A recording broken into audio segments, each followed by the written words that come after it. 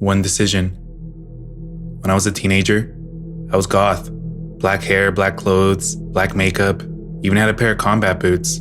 My friends and I, in typical goth fashion, hung out at the local cemetery. We started going as a joke, but soon discovered we liked the peace we found there. That all changed one night. My friend called to see if I wanted to hang out, and I did. None of our other friends were available. They were either working or recovering from partying the night before, so we were on our own. My friend picked me up and we drove up to the cemetery. We were hanging out, smoking cigs, and BSing about the latest issues she was having with her boyfriend, when we noticed at the top of the hill we were on, about 100 feet away, a bonfire had been lit. You have to understand that this cemetery is about a block off campus of a major university, and it's not uncommon for college students to go there to party. My friend and I sighed, knowing that we would have to get going soon. It was illegal to be in the cemetery after dark, and we knew the police would show up because some jerks decided they needed a bonfire. We decided to finish our cigs and then take off.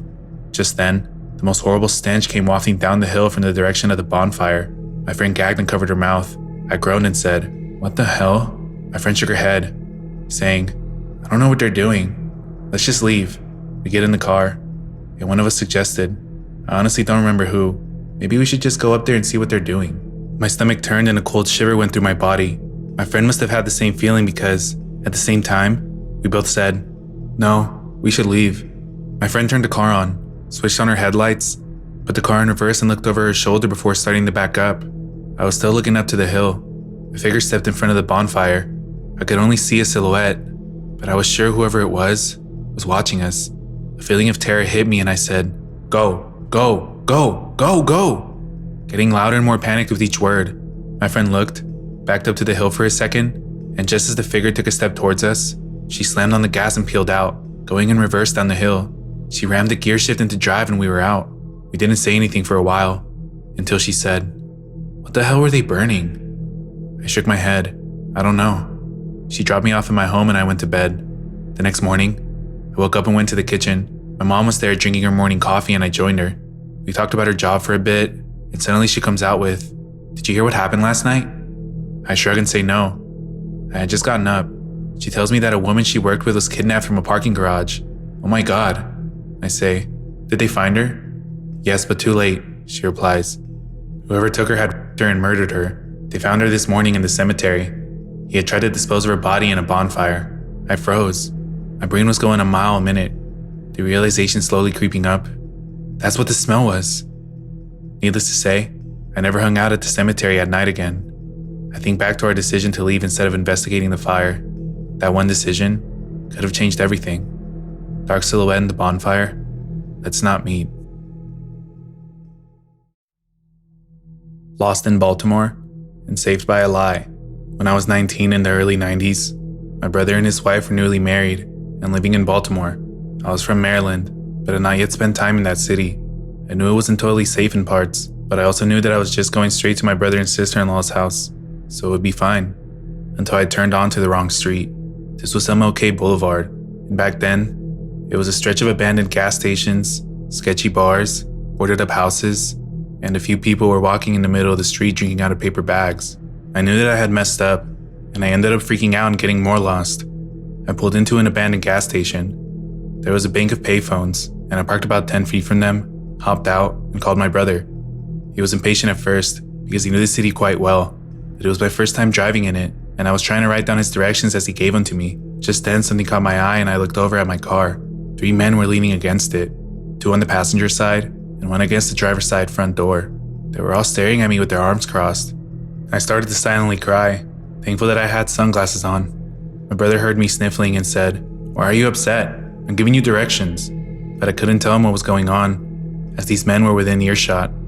I got the rest of the directions, put them in my pocket, and walked to my car. The man leaning against my door reached up and wiped the tears from one cheek. Then he said, "Why are you crying, baby? Nothing bad has happened yet." Without even thinking about it, I responded, fully sobbing now. "I just shot my boyfriend, and I'm in a lot of trouble. The cops are..." That's all I got out. The 3 men had all taken off in separate directions at full sprints away from me. If I hadn't been gifted with that lie from my guardian angels, or whoever saved my ass that day, who knows what would have happened.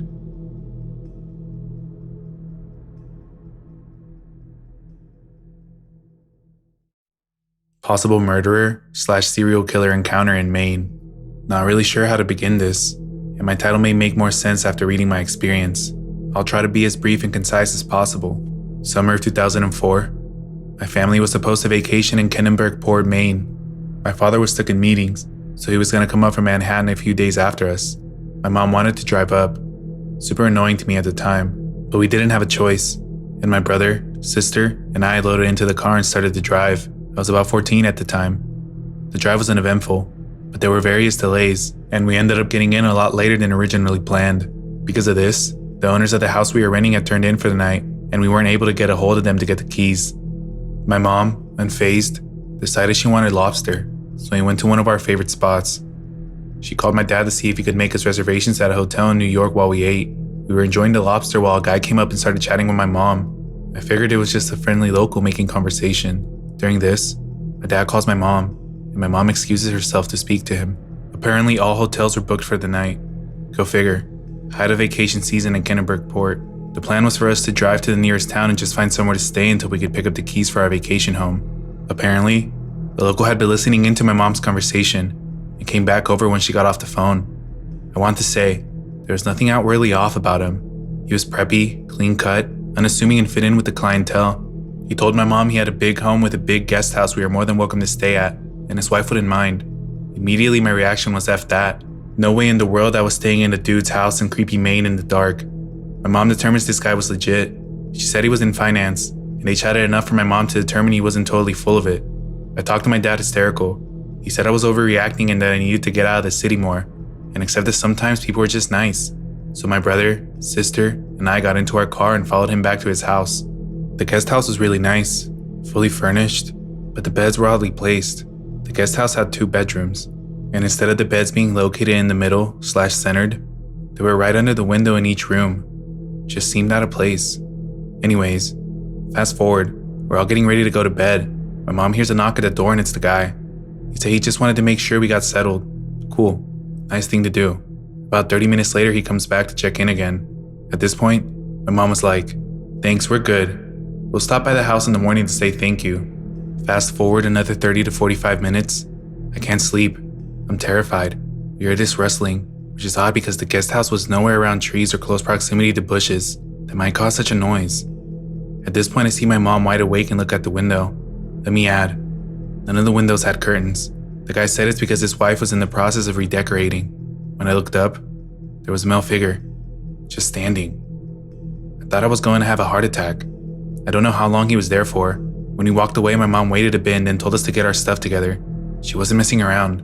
We had my dad on the phone at this point. He was pretty much flipping out at my mom about something, but I didn't hear what. My mom said she was going to put stuff in the car and to follow her out. This was around 2 a.m. When we got into the car, we pulled around to the front of the main house, so my mom could return the key and say thanks and get the fuck out of there. However, when we got to the front, all the lights were off. Not just all the lights, but it looked like no one had been home. Porch light, table lamp in the front windows, everything black. Also, the 2 cars were gone. The local's car, and what we presumed to be his wife's car. After seeing this, my mom, at this point, was pretty unsettled. She said we were leaving and we proceeded to drive to the gate. The gate at the end of the driveway had been deadbolted and padlocked shut from the inside. It wasn't a super strong gate, so my dad said rev it. We were in a big SUV and just get out of there. We drove straight back to New York, not speaking the entire time. We have never returned back to Maine, and my parents refused to speak about it. I asked a family member one night about it when he was drunk, and all he said was, "They didn't tell you? The actual owners of the house were on vacation." I'm assuming my mom or dad followed up with local authorities and figured that out but never told us. I don't know who that man was or what he planned that evening. I was curious as to whether there were any known serial killers or murderers who were in the area at that time, whether traveling through or etc. Update. Hi everyone. I spoke with my mom and dad. They didn't have a ton of details and frankly didn't want to talk about it. But here's what they said. My mom, first, apologized because she knew it was a shitty situation and still thinks she's a horrible mother. She didn't have a ton of details, but here are a few high-level items.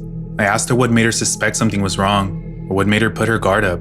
Essentially, she said given it was dark, and the longer the night went on, she realized it wasn't a great situation, and that she shouldn't have agreed to it. However, the point when things turned, so to say, was when the guy came back the second time. My mom said his demeanor had done a 180. When he came back to check in the second time, she felt something was off. She described it as being somewhat of an edge, both his attitude and tone of voice. She said he seemed anxious and annoyed, but was trying to come off as a concerned host, if that makes sense. She also said that he looked back at the main house a few times and wasn't really paying attention to her when she was saying, "Yes, everything's fine, thank you again," etc. All those signs put together made her realize something was off. The way she described it was, there was something beneath his exterior that was coming out, that I got a glimpse of and I didn't like it. With respect to the home, she said it seemed like it was being renovated. This might explain why it was unoccupied. She said when she drove in at first, she was just happy to find a place to settle in for the night after a long drive, so she wasn't paying attention to everything as she should have. However, when we were leaving, since she was more on edge and everything was heightened, she started to notice a few things. First, she said that it looked like the main house was definitely going through renovations or something of the like, that the exteriors were not that great, and when she saw it didn't jive with how the guy described it initially. Neither she nor my father called the cops. She said in hindsight, she probably should have, but she was primarily concerned with getting out of there, and after we did, she began to rationalize it away. Like, "Come on, it's dark, you're freaking yourself out. Calm down. You're tired. It can't possibly be anything bad. You need to lay off the scary movies," type of thought pattern. It wasn't until a period of time after that she realized she probably should have alerted authorities. Also, and this is the point I don't remember, apparently the home was a lot farther than she was led to believe it was going to be. This makes me think it was maybe not the main part of the town. I'm not great with geography, and at 14 years old I was definitely not great with it. And she didn't remember exactly where it was. She said she tried, but was focused on following him and wasn't paying attention to the streets exactly. With respect to what my cousin told me about the owners being on vacation, my dad said, "Your cousin is a drunk." Okay, that being besides the point, I pressed him a little bit. Apparently how my cousin walked away with that idea is because when my aunt, uncle, mom, and dad were talking about it one night, I guess someone floated the idea that maybe the owners were on vacation, and this person was house sitting for them. However, my mom and dad both believed that the house was either being renovated or the owners weren't there for whatever reason, and it was just vacant. I'm not sure these answers really answer anything, and frankly they make me feel worse about the whole situation than I did before. I think my parents felt horrible and extremely guilty, and just tried to bury this and move on. I, a pizza guy, intercepted a kidnapping during a delivery. I delivered pizza, and I'd been having a really busy night, non-stop back and forth, without any time to even pause or take a leak. I've been so busy and I wasn't really thinking about bathroom breaks, but we're also going through a bit of a heat wave in our area, so I've been drinking copious amounts of water. All of a sudden, as I was driving to this particular delivery, the urge to go hit me. Like things went from 0 to 60 in an instant. Thankfully, I was close to the customer, so I could get this one over with quickly, or so I thought. I pulled up to the house, and it was an area that I delivered in before, so I could immediately see that something wasn't right. All the lights were off in the house, not even the glow of a television or anything. It was extra apparent because the street light closest to the door happened to be out of order, and on top of all that, the block was dead quiet. It is a big university area, and obviously there aren't many student renters in July, but there had to be at least one person, because someone ordered this pizza. Maybe they just really liked sitting in the dark, or they were out in the backyard, whatever. I just didn't want to get out of my car and knock on a quiet house in the middle of the night, without first checking I had the correct address and the customer was inside. It was scorching that night, even after sundown. My car's AC is a joke, and the piping hot pizzas didn't help things much. So I have to try and open the door as infrequently as possible to keep the cool air in. I called the number the customer provided and the voice on the other end said, kind of brusquely and out of breath, "Yeah?" I just tried to keep it clear and concise. "Hey, it's your pizza out front, but there doesn't appear to be anybody home." And the customer replied, still gasping for air, "Yeah, I'm not home." I had to pee so badly by that point that I was much less patient than I'd otherwise be with a customer right out the gate. "Well, then we're gonna have to terminate the order, because I've arrived in the stated delivery window, and you were supposed to pay in cash, so I don't know what to tell you. Plan ahead next time." I instantly regretted letting my bladder do the talking for me, as the voice on the other end came through more clearly as a young, bubbly, and very distraught girl who couldn't have been older than 20 or 25. "Oh my gosh, I'm so sorry, I was running down the street so I could barely hear you," she cried.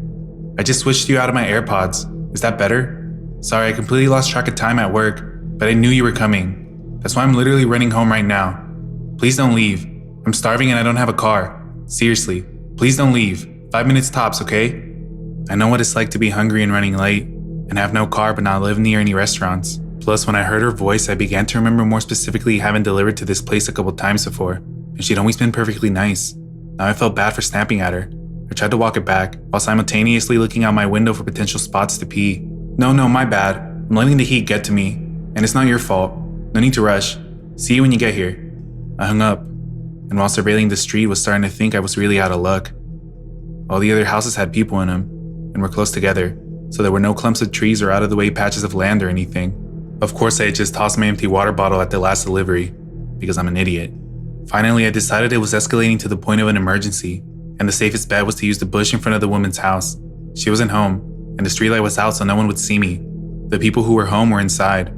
My car was parked across the street, and we're a small shop who don't wear uniforms, so if someone did spot me, they'd have no way to connect me to my employer. Animals pee outside all the time. Humans are animals. This is fine. I scurried over to the tallest bush in her front yard. She didn't really have much of a yard, more just a walkway lined with bushes and flowers that ran adjacent to her front door. The biggest cluster of bushes, the only one where I could be sure there would be no visible splatter on the side of the house, was about 4 feet from her door. I looked both ways, unzipped and let fly. After the initial millisecond of relief, I noticed the sound was way off, more like pissing on something solid than something leafy. I started panicking thinking I aimed wrong, but once I start, I can't stop midstream, so I just kept squinting in the darkness to see if maybe I was hitting a key rock or something and could move just a few inches over. Instead, all of a sudden I hear a way more concerning noise, a deep voice exclaiming, "What the fuck?" And before I could turn around, assuming I'd been caught by a neighbor, a man came leaping out of the bushes. He blew by me, brushing my golden shower off of him. He spit pretty empathetically on the ground, so I think I might have beamed him right in the face. I didn't see where he went after a few paces, and this next part is kind of a blur. I do think I remember hearing a car screech from a bit further away after a minute. I'd gotten some night vision by that point, so I was able to make out his height, build, and outfit, but only the most general details of each. I was in such shock that I didn't even put my dick away. I just stood there trying to figure out what happened. The reality was so terrifying that my mind refused to accept it, and impulsively searched for a reasonable explanation that could make everything okay. I thought, could these bushes lead to some backyard area that just looked like they were against the house? Could they just have been obscuring an open window? My inner voice was desperately screaming, "Bro, that man was wearing a hoodie in 90-degree weather. That was a bad man. You're in a bad situation." But the very idea that I was within inches of a guy who would be hiding in bushes at all, let alone in front of a young woman's house at night, just wasn't something I was ready to grapple with yet. I was coping by not coping. My fight or flight response totally failed me at that point, because my dumbass did the absolute last thing I should have done, and approached the bushes and tried to validate this. There must have been a good reason for the man in a hoodie to be behind these bushes in the middle of the night, theory. So I walked over to the side, turned on my phone flashlight, and tried to peer around the line of shrubbery. Pro tip, as scary as things may look in the dark, seeing them in a single beam with your flashlight can sometimes make it even worse. That's when I saw the bag. There was a tattered drawstring bag sitting behind the bushes, slightly splattered with pee, but I was in such a moronic daze from the shock that I groped around for it thinking, see, this is it. This will explain why he was back here. It explained it. Once I maneuvered it over and pulled it open, I saw a sharp knife, a roll of duct tape, and a bottle of pills. The delusions officially broke at that point, and all the adrenaline, endorphins, and self-preservation instincts that had been suppressed kicked in 10 times over. I became whatever the opposite of dazed was, more laser focused than I have ever been in my life, with one singular goal: get back to my car. I dropped the bag, booked it across the street, got in my car and slammed the pedal to the floor before the door was even all the way closed. I went as far as I could as fast as I could, until I hit a red signal. Then I pulled off to the side and realized I shouldn't be driving any more than necessary in the condition I was in. I pulled into the parking lot of a 24-hour drugstore and took a breath. I was finally calm and coherent enough to zip up and formulate a plan of action. My first lucid thought was, who do I call first? The police? Or the girl whose house that was? I thought about it for what couldn't have been more than 10 seconds, but felt like an hour, and decided, okay, I'm gonna lock the car with the engine running. If trouble starts, I can drive away. I know something's up. She might not. She needs to know to not keep walking in that direction. But as I was dialing her number, it occurred to me, what if there was no girl? I thought I remembered delivering to that house before. But what if I was wrong? What if the girl on the phone was just a decoy to get me there, to rob me? Or worse, every pizza guy on the planet has seen the Evil Genius documentary by now. So I thought, she called me all out of breath. She wasn't home. The whole thing was off. Can't risk it. I'll start with the cops. I called 911. The operator was very helpful in keeping me calm, because I was a complete wreck by this point. He kept assuring me that someone would be there soon. I kept telling them that they had to get here before the girl did, but I was trying to express 3 thoughts at once and really damaging my own credibility. It came out more as, "You've got to save this girl because he wasn't after me. I was just delivering a pizza. Unless they were after me, in which case there might not be a girl. But I talked to one on the phone. So then you should find that girl because they used her to lure me there. But if she's real, she doesn't know about the guy, who's also real. And there could be more guys if there's actually a girl. And you know what? Even if there isn't a girl, there might actually be more guys. I only checked one part of the bushes, so I don't actually know. But I know which guy is the one I saw because I pissed all over him, you know? I didn't mean to. This was back when I thought the girl was real, but not home. But she might be real, so you really need to find her if she is because the guy was real." Finally, they basically just asked me to stop talking and stay on the line. But that was when I saw an incoming call from the customer. I couldn't answer it without disrupting my 911 call, so I just ignored it. But then she sent me this text like, "Hey, I'm here. Don't see you." I told 911 she was there and they said officers were only minutes away. But who knows how long that meant. Especially after I'd given such a scattered account of the events in my panic. I just felt overwhelmed with guilt. Because my rational mind said the odds of her being a decoy girl for some large scam targeting pizza guys were low, and the odds of her being an intended victim of a predator were high. So I put my 911 call on mute and turned back, heart absolutely pounding out of my chest, compulsively muttering, "Fuck, fuck, fuck, fuck," the entire way. Then I took 911 off mute and told them I had returned to look for the girl. They weren't happy about that, but I saw her meandering past the parked cars in the street looking to see if one was mine, and I waved her down, flashing my brights. She bounced on over to the window of my car, happy-go-lucky. I figured that was a good sign that she wasn't in on whatever this was, but I was just so scared to be back in the general area and not know what had just happened or what was going to happen. I kept whispering, "Get in, get in." And she was like, "Get it? Huh? Oh, you want me to get the pizza from the back?" I didn't want to make the same mistake with her that I had made with 911, so instead of trying to tell the whole story, I stuck to the bare basic facts. "There was a man in your bushes. I'm on the phone with the police. I don't know where he is right now. Please get in the car so we can lock the doors." I was barely able to get even those sentences out, and I was shaking, like I had had 10 cups of black coffee. I held up my phone with 911 on the call screen to verify it for her. I thought that was why she got in the car with no further explanation, but it turns out that wasn't entirely it. "You still there? Is she with you? Are you safe? Is anyone else there?" 911 kept checking in. Not knowing who the third party I was talking to was, I reassured them and we drove, more cautiously this time, to a location 911 instructed us to wait at to speak with police after they cleared the area. I didn't actually have to do much after that.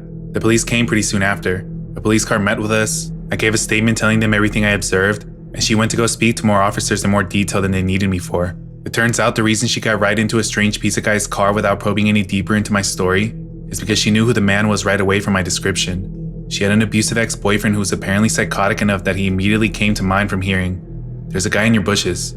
She later called us to thank me and insisted on leaving a huge tip. I wasn't there when the call came in, so the kid who answered didn't know to refuse to accept the money. But the manager already promised the next time we see her, we can load her up with enough one free pie cards to last a lifetime. Easily the scariest thing that has ever happened to me. On the job or off. I don't get the chance to tell the story much, because I try to avoid sharing it with anyone who could possibly know the girl or know of the event. But I'm still not the same since. Even though I know he didn't even have anything to do with me directly, this truly shook me to my core. So man in the bushes, let's not meet. I'd like to thank the people who went the extra mile to become channel members to support the channel. If you would also like to become a member, click the link in the description, and your name will also be featured in the credits of every video. Thanks for watching.